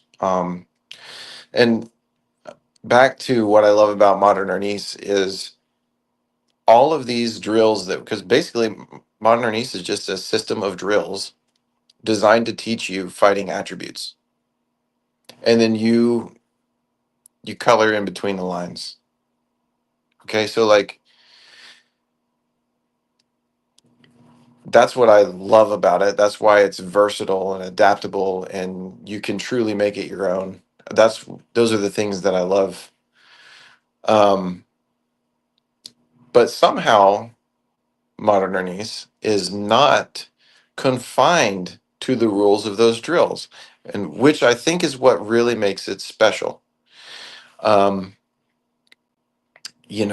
I was doing some jujitsu about 6 weeks ago. I was rolling with a guy, and um,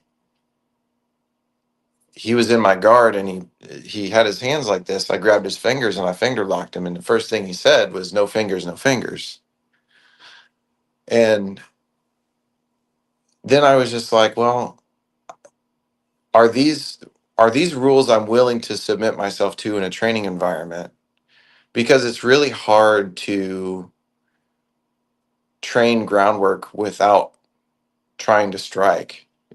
You know, it's really hard to train striking and then ignore grappling. It's really hard to um, train. A lot of like defensive knife tactics that you see are grappling based. Not wrong, not wrong. Um, but when you look at what happens is if there's a weapon, there's this thing called weapon focus that we know very well. We forget the fact that if I control that hand, I can wail on it with my elbow or my other hand.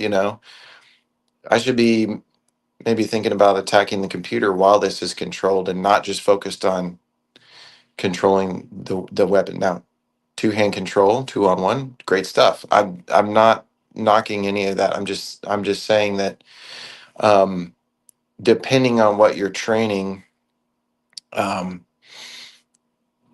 again, that situational awareness, your tactics need to be fluid. And you need to be aware of what rules you're submitting yourself to while you're training, because it can also create blind spots and training scars in self-defense situations. So you do have to be very cognizant of that. Yeah, what I find is establishing the rules and protocol ahead of time of who I'm rolling with and what's the expectations of what may happen. So, like in the case of Cooper, with Cooper, I mean, everything goes. I'm probably carrying a knife. I'm probably carrying a training firearm, and I'm definitely going to hit you. So drill accordingly. Now, that's when he and I are working. Well, Now, that's also where you do a great job of setting that framework and context, and you talk about that in your videos and in your posts. yeah. And that's on purpose because I've noticed with others that I don't want to be them in the regard of like, hey, look, I'm being flashy and killing things, but what's the context behind here? It's incriminating. So from a learning aspect, that is my intention is either to inspire, entertain, or educate, and hopefully I can hit all three with that. Mm-hmm. But with that, with Cooper and I, there's an expectation that we're probably going to do everything in there, and he's okay with it because that's the pre-established protocol that we have with us as training partners. Now, when we're on the mat with the rest of the students in the club, like depending upon who I'm rolling with, there is that maybe I have a rubber knife, maybe I have a rubber gun, maybe I'll hit you a little bit, but you have to be really aware of who you're training with and build that trust. So the rules adapt based upon the context. But expectations in the gym is like, if I put my hands on you, I'm probably going to throw you. Everybody knows that. So, and those are things that they've seen enough that they expect that. But there's also the protocol of like, I don't have to land you on your head with a suplex every time, but it's there and it's available. So, and I find with a lot of FMAers when they don't pressure test or spar, whatever you want to call it, put that aliveness into their drilling, because unless we're actually doing it with full intention of violence, it's all drills. It's a switch.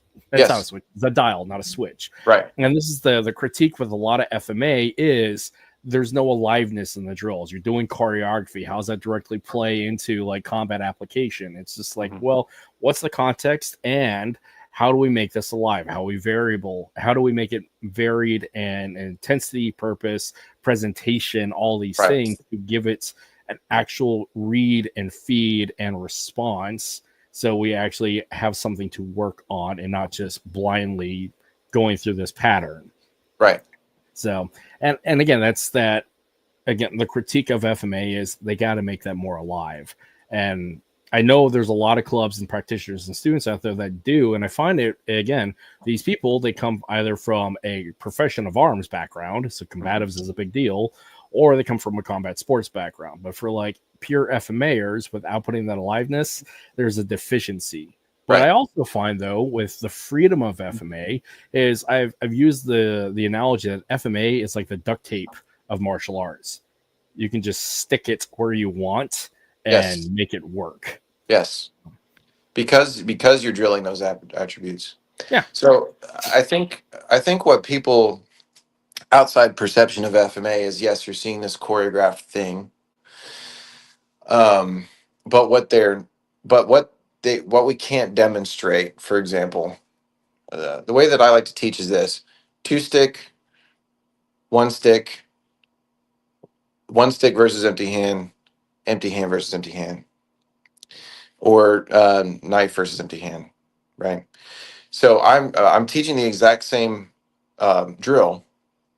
I'm just teaching it across 3 or 4 different presentations, but the moves are the same. So you're constantly making that connection from the stick to the empty hand, and constantly making that weapon connection as well.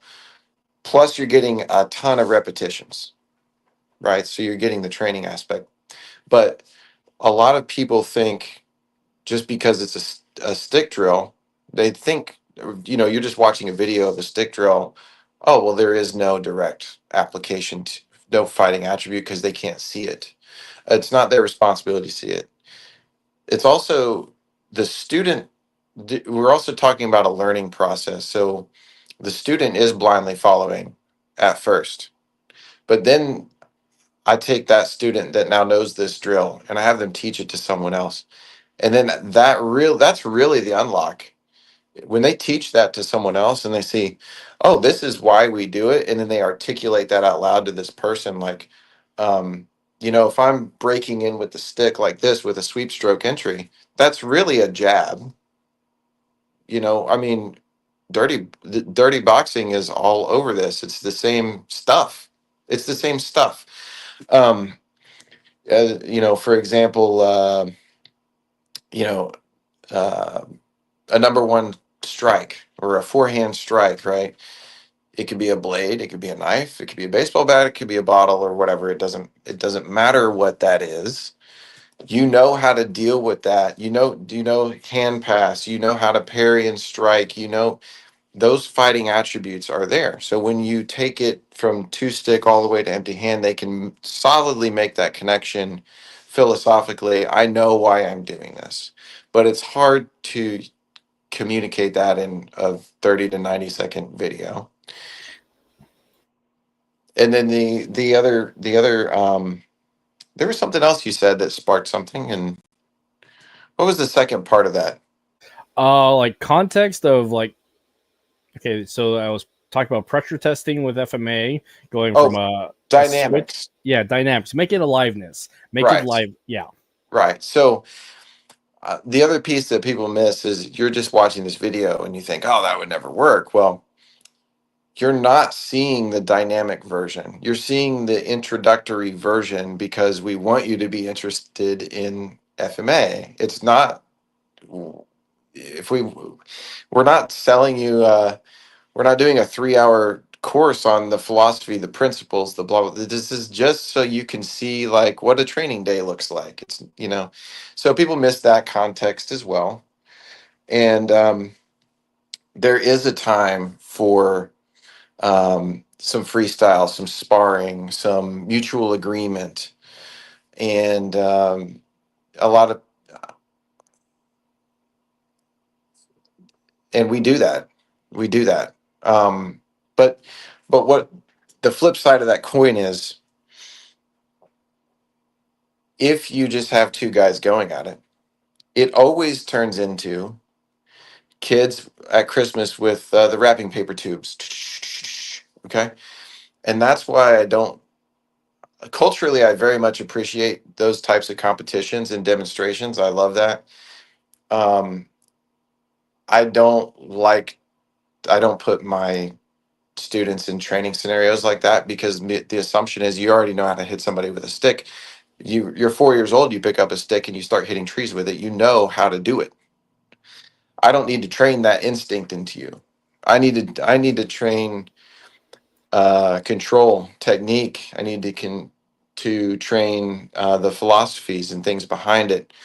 Um, so I kind of look at. Um, I'm going to draw a quick diagram. While you're doing that, Yeah. where I see that is the complicated soft skills. One could say those are tactics. Doing the physical stuff, that's easy. Doing push-ups, sit-ups, go run this thing, go attack that, go punch this. go do the physical stuff, it's all based on physical capability. But the soft Yeah. skills, the tactics, that requires some higher level thinking, adaptability, creativity, some critical thinking, and then it requires you not to be just go salt that hill.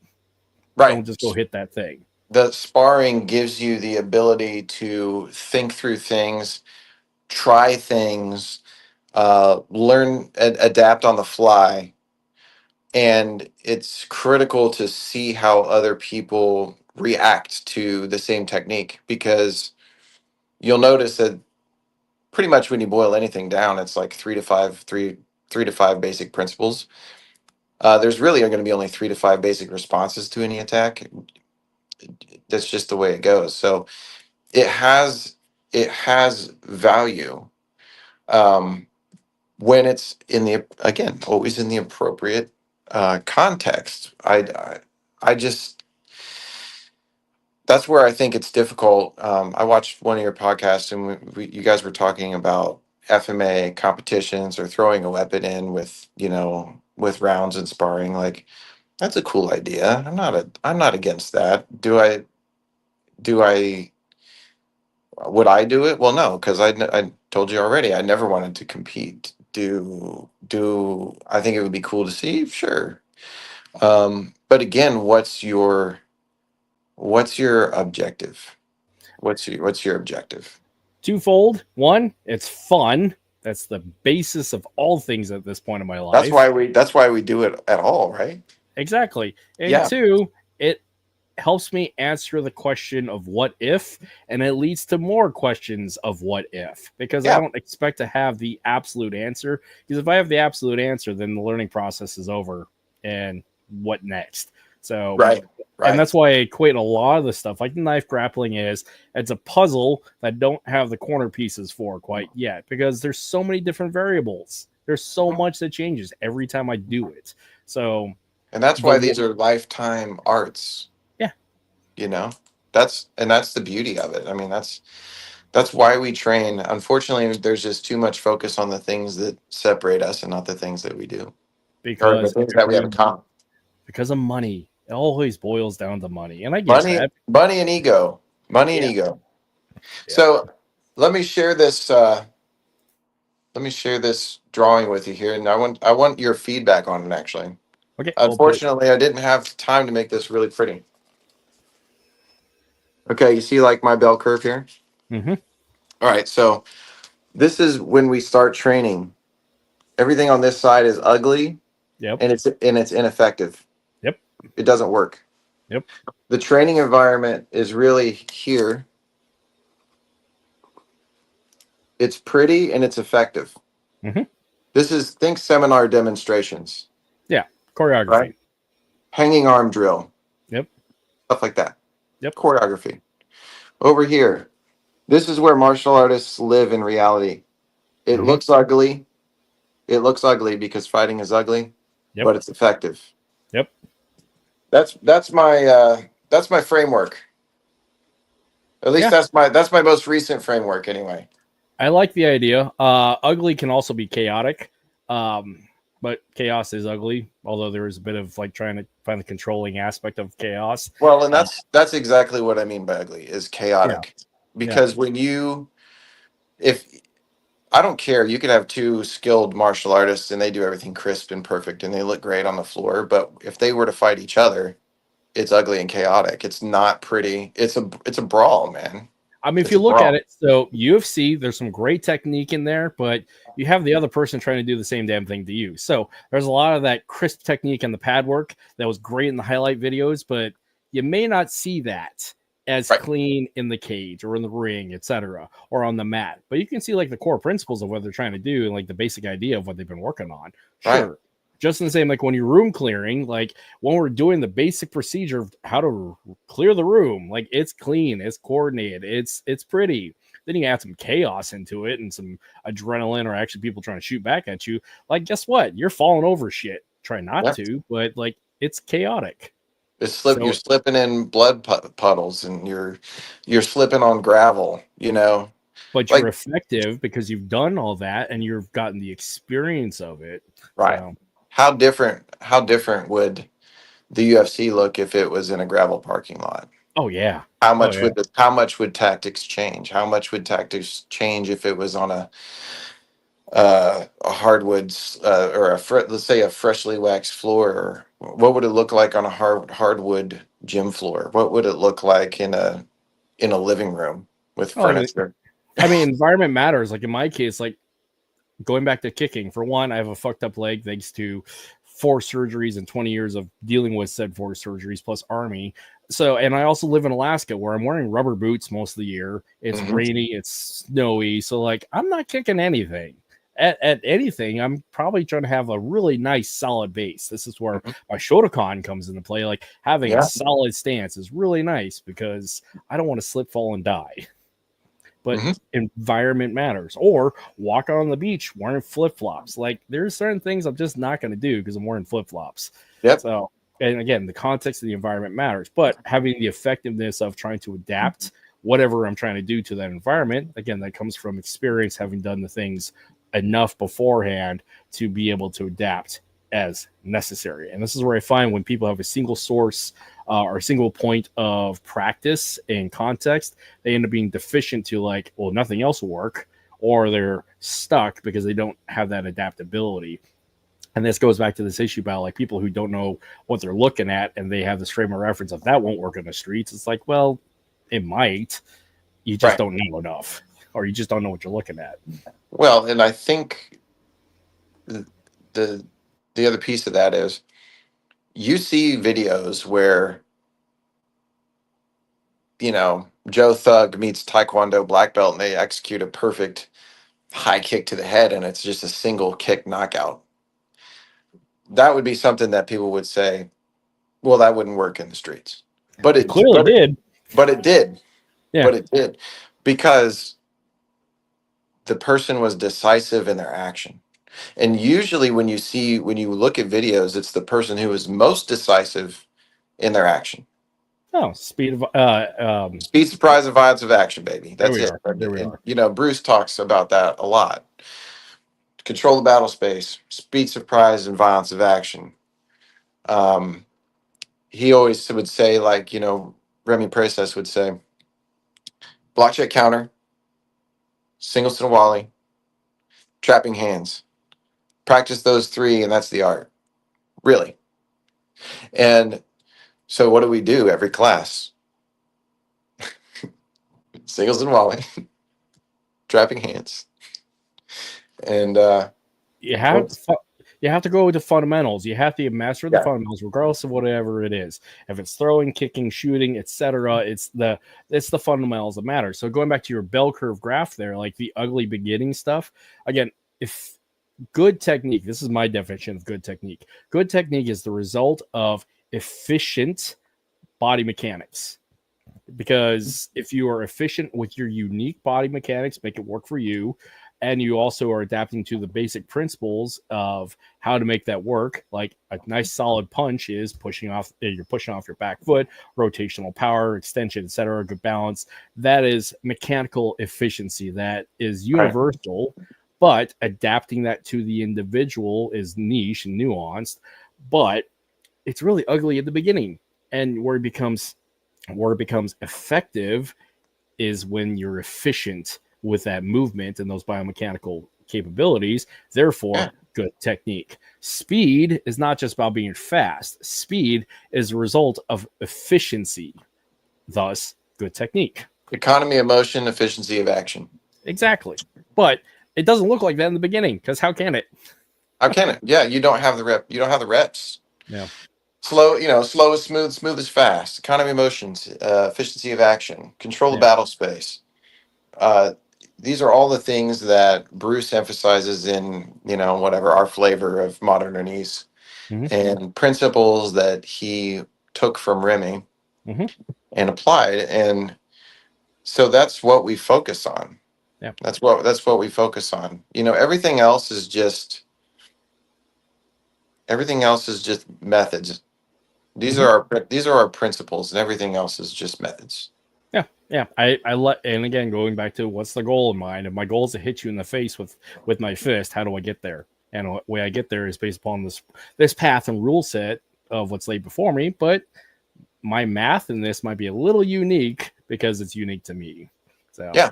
and this is the part where again, back to FMAers, when they get so rigid into like, this is the traditional curriculum for whatever purpose, because this is the specific look of that methodology. Now, because the curriculum is very strict, but curriculum doesn't necessarily equate to the rest of the application into fighting. Curriculum helps establish capability leading into fighting, but curriculum does not directly correlate as to you must do this to be a good fighter, or this is the only way to fight.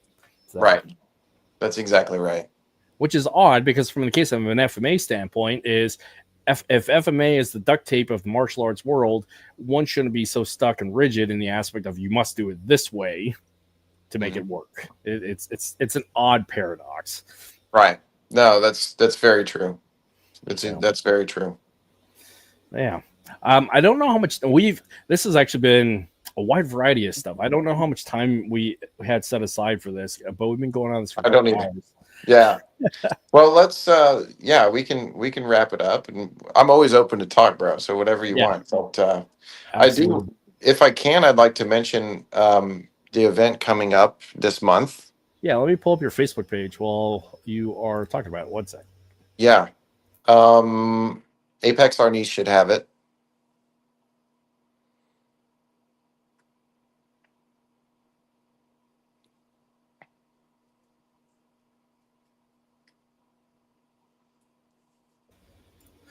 Alrighty, AKST. Here we go. So there's an event coming up, 19th through the 21st. Did you find it? Yep. Excellent. Oh yeah, we're doing some. There's that's just where I teach. Let me see if I don't know if is there an events link? There, I'll find it. But anyways, for everybody, this is your Facebook page. Go there. Yes. Find it. Yeah. Caught me in doing a really nice abanico there. But anyway. Yeah, so 19th through the 21st, we're going to be at Sewanee Gables Motel, right on the Sewanee River, and doing a seminar hosted by Grandmaster Dieter Knudel of the German Modern Arnis Federation. I introduced you guys. Yeah. That my website's being completely redone right now. I'm in the process. Yeah, so it's going to be Datu Knudel and Grandmaster Bruce Chu. And we're going to be doing classes Friday through Sunday. The price is $350 for the whole weekend. That's all inclusive. It includes your seminar fee, your room, and the food. Nice. So yeah, we've got a friend of mine. He's gonna come out and smoke a bunch of meat, and we're gonna just in true FMA fashion. That's the most important part. The most important part. We're gonna eat, baby. We're gonna eat, baby. So, very excited about that. And then in August, the DAV, the German Modern Arnis Federation, they are having their, I think it's every other year. Mm-hmm. I think they do their camp every other year. So I'll be attending, participating in that, and Bruce Chu will be a guest instructor in that. So those are the two big events coming up. Well, I will throw them up on the Facebook page when I find it. And yes. Yeah, sorry I didn't find it in there while we're chatting about it, but it's all good. I can send it to you.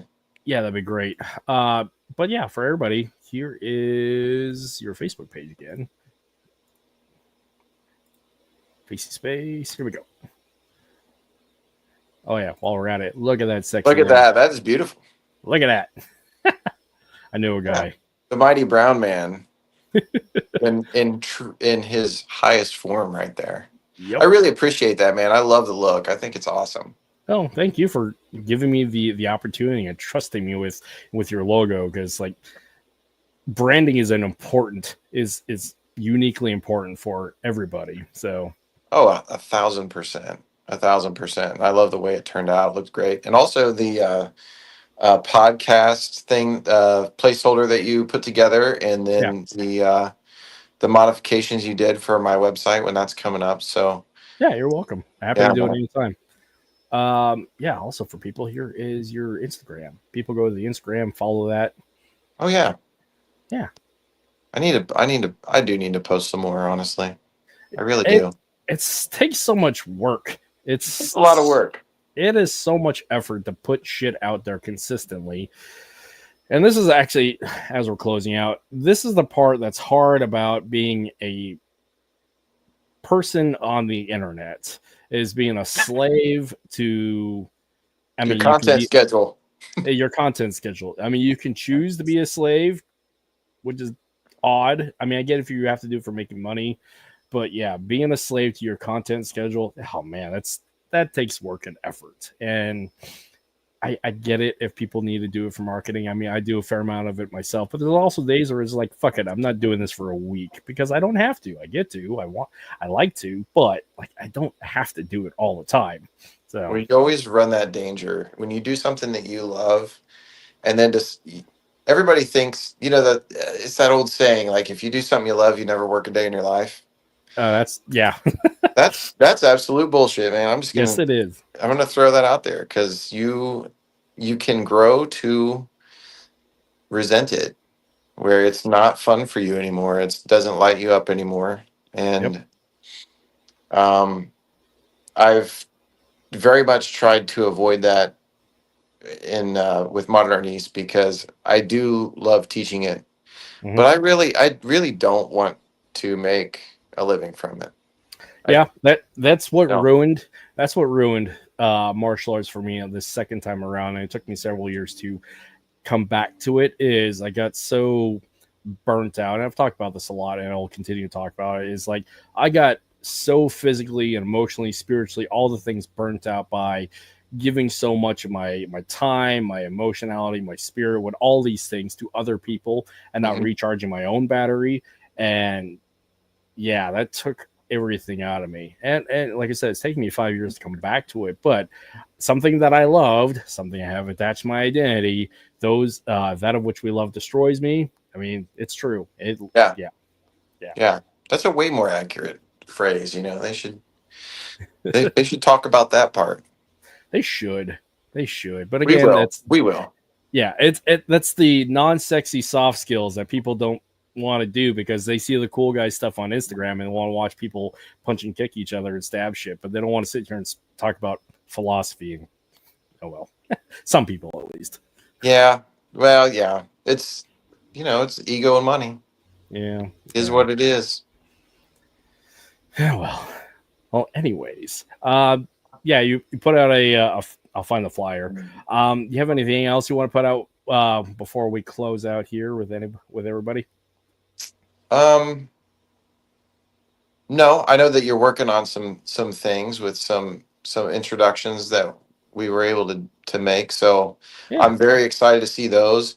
Um, and also just I guess some ups for you, man. Like I appreciate what you do. I love watching the podcasts, and yeah, I really enjoyed you talking to Jim Webster, who is also yeah. trained with Bruce Chu. Jim is awesome. I love chatting with him. Yeah, he's gonna be down here, I think, next month. So I've Mhm. never met him. We've talked many times through Instagrams, Mhm. and I think we're gonna try and have lunch or dinner one day with Nice. Bruce. So yeah, man, I really appreciate what you bring to the table and to the community. We just don't. It's nice to just see some conversations around not just FMA and what we do, but I like the sidebars and the other things that you end up talking about because it is all martial arts should be in everything that you do. Exactly. It's a You know? lifestyle, so why not talk about the lives that are involved in it? So, human stories. I want to talk to the people about them being them. Because Right. as a martial artist, I already know martial arts conversations, but people conversations, that's what I'm after. So I'm just grateful that everybody gives me the opportunity and the trust with their stories and their time and the gift of it.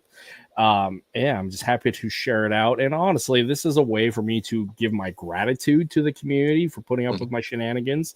And also it's a great opportunity for me to get to know people because I'm isolated way the fuck up here in the frozen, not so frozen north. So anyways.